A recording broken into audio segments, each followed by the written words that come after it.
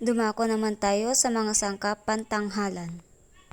Una, pananghoy. Ito ang pangunahing damdamin o emosyon na gustong iparating ng dula sa mga manonood. Ito ang nagbibigay ng tono at atmosfera sa buong pagtatanghal. Maaari itong maging kalungkutan, saya, galit, pagkabahala o iba pang masidhing damdamin. Pangalawa, tauhan. Sila ang mga gumaganap o karakter sa dula. Bawat tauhan ay may kanya-kanyang personalidad, motibasyon at papel na ginagampanan sa pag-unlad ng kwento. Ang kanilang mga aksyon at dialogo ang nagtutulak sa banghay ng dula. Pangatlo, kaisipan. Ito ang pangunahing ideya, tema o mensahe na nais iparating ng dula sa kanyang audience. Ito ang pinakapundasyon o sentral na punto ng kwento na maaaring magbigay aral, magmulat o magpasimula ng pag-iisip sa mga manonood.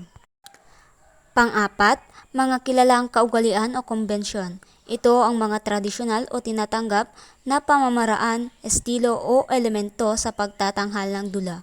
Maaari itong tumukoy sa paraan ng pagganap, paggamit ng set at costume, o maging ang struktura ng dula mismo na inaasahan ng mga manonood. Panglima, tagpuan. Tumutukoy sa lugar at panahon kung saan nagaganap ang mga pangyayari sa dula. Mahalaga ito sa pagtatakda ng atmosfera at konteksto ng kwento.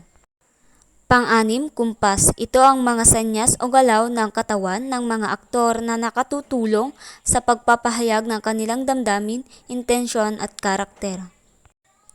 Pangpito, paggalaw ng papel o character motivation.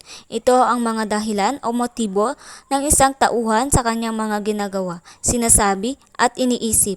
Ang pag-unawa sa pagganyak ng bawat tauhan ay mahalaga sa pagbibigay buhay sa kanilang karakter.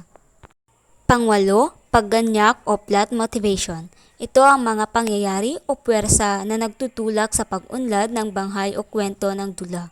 Ito ang bakit sa likod ng mga aksyon at reaksyon ng mga tauhan sa loob ng dula.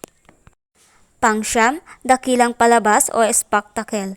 Ito ang mga elementong biswal at technical ng isang produksyon na nakamamangha at nakakaakit sa paningin ng mga manonood.